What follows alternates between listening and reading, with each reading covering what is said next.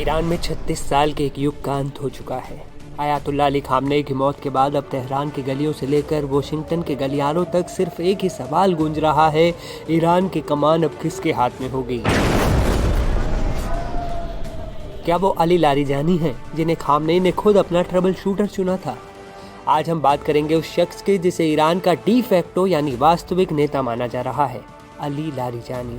67 साल के लारिजानी कोई साधारण नेता नहीं है। वो रिवोल्यूशनरी गार्ड्स यानी IRGC के कमांडर रह चुके हैं। 12 साल तक ईरान की संसद के स्पीकर रहे हैं और ईरान के सबसे बड़े परमाणु वार्ताकार भी रहे हैं। लेकिन लारिजानी और खामनेई की मौत का कनेक्शन क्या है? खबर है कि अपनी मौत से कुछ समय पहले ही खामनेई ने ईरान के अस्तित्व को बचाए रखने के लिए एक गुप्त रणनीति बनाई थी और इस रणनीति के केंद्र में थे अली लारिजानी।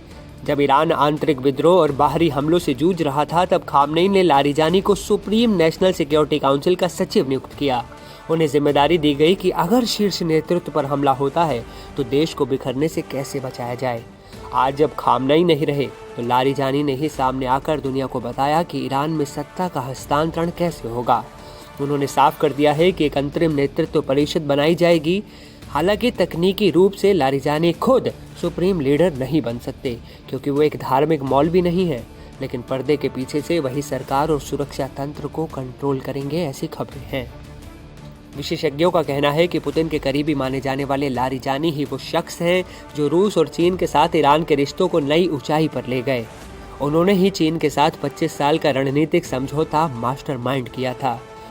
देश में 40 दिन का शोक घोषित किया गया है। ऐसे में अली लारिजानी वो ढाल बनकर उभरे हैं जो ईरान को पूरी तरह टूटने से बचा रहे हैं। अली लारिजानी के निजी जीवन की अगर बात करें तो अली लारिजानी का जन्म इराक के नजफ में हुआ था, लेकिन बाद में उनका पूरा परिवार ईरान आ गया। उन्होंने तेहरान विश्वविद्यालय से दर्शन शास्त्र यानी फिलोसफी में PhD भी की है।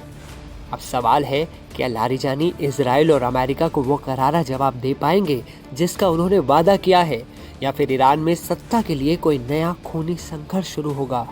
आपको क्या लगता है? खामेनेई का मारा जाना सामरिक दृष्टिकोण से भारत जैसे देश के संदर्भ में कितना महत्वपूर्ण है? देखिए, 3 चीज़ें हैं जो बहुत महत्वपूर्ण हैं भारत के लिए। सबसे पहली बात तो ये कि ईरान के अंदर जो अभी सिचुएशन है उसको काफ़ी महत्वपूर्ण है भारत के लिए, क्योंकि भारत और ईरान के काफ़ी अच्छे संबंध रहे हैं। भारत में भी काफ़ी सारे ऐसे लोग हैं जो ईरान की तरफ देखते हैं culturally, people to people contacts हैं ईरान से भारत के। काफ़ी सारे भारत के लोग ईरान पढ़ने के लिए या फिर और भी बहुत सारी पिलग्रिमेज के लिए जाते हैं।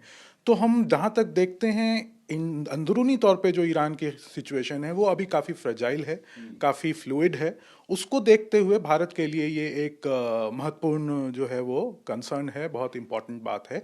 ईरान में जो इंटरनल सिक्योरिटी है उसका फिर रीजनल भी रेमिफिकेशन होगी, क्योंकि ईरान एक ऐसा देश है जिसके जो नेबरिंग कंट्रीज़ हैं, सीरिया है, इराक है, टर्की है, अफ़गानिस्तान है, फिर खाड़ी के सारे देश हैं, उन सब में से भी भारत के बहुत अच्छे संबंध हैं।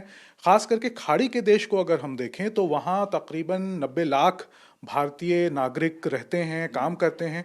तो उनकी सिक्योरिटी की, उनकी सेफ्टी की बहुत बड़ी चिंता भारत के अंदर रहेगी, क्योंकि ईरान ने जो रिटेलिएटरी स्ट्राइक किए हैं उसमें कुछ Saudi Arabia, UAE, Kuwait, Bahrain, इन सब जगहों पे भी हुए हैं रिटेलिएटरी स्ट्राइक।